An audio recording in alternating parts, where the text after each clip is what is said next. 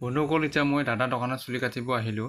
ইমান মূৰটো খোজাই থাকে, আচৰিত খোজাই। চুলিও পকপা ধৰছি, পকছে, বহুতখিনি পকছি।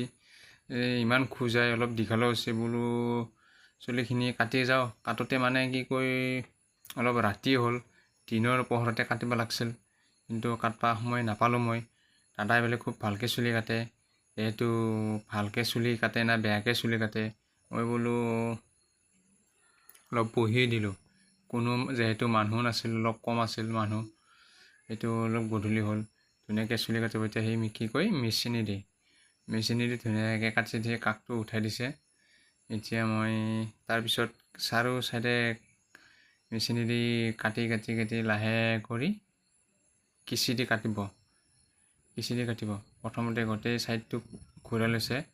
এয়া চাওক, ধুনীয়াকৈ কাটিছে। কাটি অলপ ভাল লাগে, অলপ ভাল লাগে।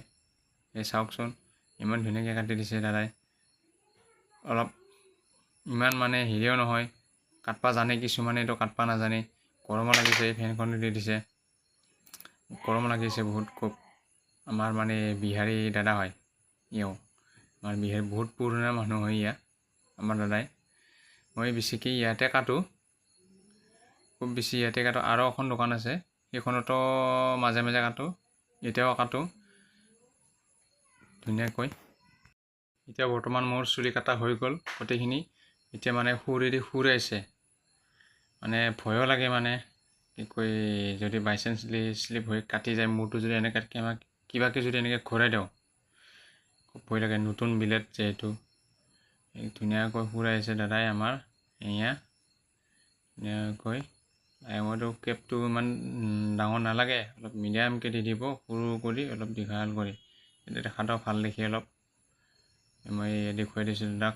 অকণমান সৰু কৰি দিয়া বুলি কৈছোঁ মই দাদাক।